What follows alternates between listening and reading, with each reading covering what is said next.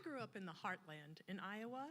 Ames was a college town, but we had the charming colloquialisms of a small town in my family because my parents were South Dakota farming folk. For them, an angry kid was full of piss and vinegar. Things that didn't work were as useless as tits on a boar. And a common phrase for being at a total loss for words was, well, for crying in the hay. What? I heard my parents talking about a very handsome new neighbor once using their colorful terms. He's a little light in the loafers, my father explained to my mother as he talked about the newest addition to our block. My mom raised a knowing eyebrow. I was creating a chalk masterpiece on our sidewalk when the new guy came home from a workout later that week. He grabbed his gym bag from the back seat of his car, and I couldn't help but look at the man's shoes as he walked from the car into the duplex across the street from us. His Nikes looked normal to me. I wouldn't really grasp the meaning of the phrase light in the loafers until high school. In Iowa in the 80s, the notion of being gay and out of the closet in high school was a true novelty. In a school with over 1,200 kids, I knew one out gay young man and one out lesbian. There were flamboyant personalities, surely, especially in the theater department that I called home. But a student who was actually out was a rarity indeed. Fast forward through college and friendships with queer folks both in and out of the closet, and into this relationship I entered with my husband over 20 years ago now. When we decided it was time to have children of our own, all we wanted was for them to have 10 fingers and 10 toes. And sure enough, 3 lovely boys found their way into our home with all their digits intact and in robust good health, and ours became a home of mighty messes and ceaseless noise. My middle son walked on his toes from the beginning.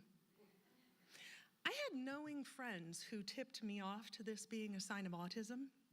As he surrounded himself with loving friends and excelled in school, I realized that that certainly wasn't the case. But still, those shoes. I mean, he would completely wear out the forefoot of the shoes, and the heels were still fully intact. Perhaps he was a little light in the loafers. As he grew and he doted on his Bratz dolls, he really was starting to show us signs of being different than the rough and tumble male stereotype. My husband and I half joked that maybe there would be an interior decorator in our house someday. In 2006, at barely 4 years old, he told his preschool teacher he couldn't decide whether he wanted to marry Katie or Austin. She laughed at him and told him not to be silly. He couldn't marry a boy.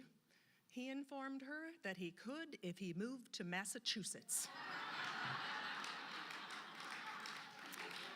He has always been precocious, that one. Now, I never sported bumper stickers on my car, but as a longtime supporter of the Human Rights Campaign, you bet your butt, when I went home, I rifled through my desk and found one of these bad boys and plastered it on the back of my car, just in case. And to be on the safe side, we started a conversation at that moment with all of our sons to let them know that it does not matter who you love. The important thing to us is that whoever you choose to love treats you with dignity and respect. We have just as much control over our feelings of love as we do over the color of our eyes.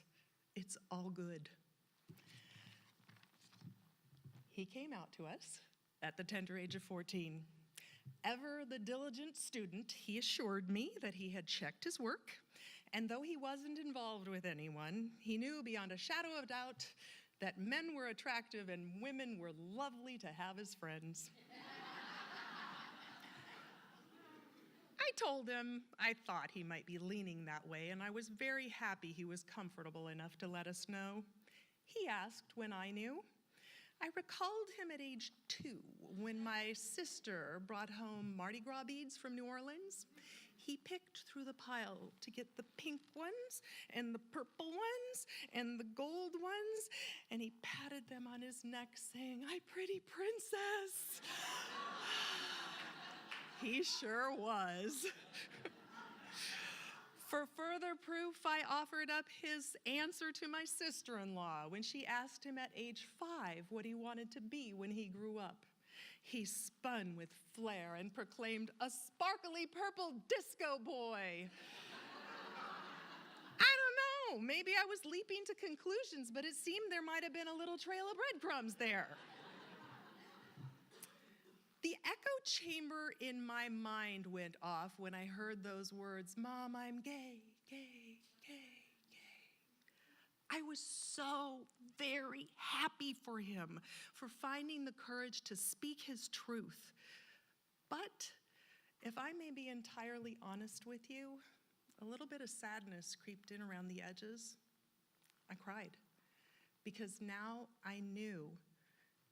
It took away my uncertainty. I knew for sure things were going to get difficult for him. He has a lovely, supportive group of friends that lift him up, and thankfully in his school, no overt bullying is tolerated. That said, he has heard the hypermasculine types muttering "fag" and worse as he walks by, as if his very existence is a personal affront to them. Even on his team, some critically unevolved players still cavalierly use the term "fag" to chastise anyone for being useless or ineffectual. It's 2019. I would hope by now that we could drop that charged epithet. Beyond maintaining his resilience when dealing with these types of passive aggression, my deepest concern is this: we're all human beings. As human beings, we crave intimate companionship, especially in high school. When all of his friends are dating, there's this feeling of being left out. There's the pain of always going to dances solo or only in friend groups. As much as things have changed in this big world since the 80s when I was his age, it's pretty shocking that out-of-the-closet gay males are still such a rarity in high school. Now kids actually have mainstream gay coming-of-age movies like Love, Simon and Call Me By Your Name, but the number of out males hasn't changed much. My son's a mathematically gifted kid. He loves stats. In a school of his size, statistically speaking, there should be between 50 and 90 young gay males. And even though he's the events coordinator of the Straight Gay Alliance, at his school, besides himself, he knows exactly 3 other young men who are gay and genuinely open about it. And they're not his type. I know college will present him with so much opportunity to explore both academia and matters of the heart. I know he is going to shine like a star wherever he goes. And with every passing year, as our society opens its heart to all kinds of love, things will just get better and better for him and for all the queer community as we finally get it, that, to quote Lin-Manuel Miranda, "Love is love, is love, is love, is love, is love, is love, is love." Right? It is.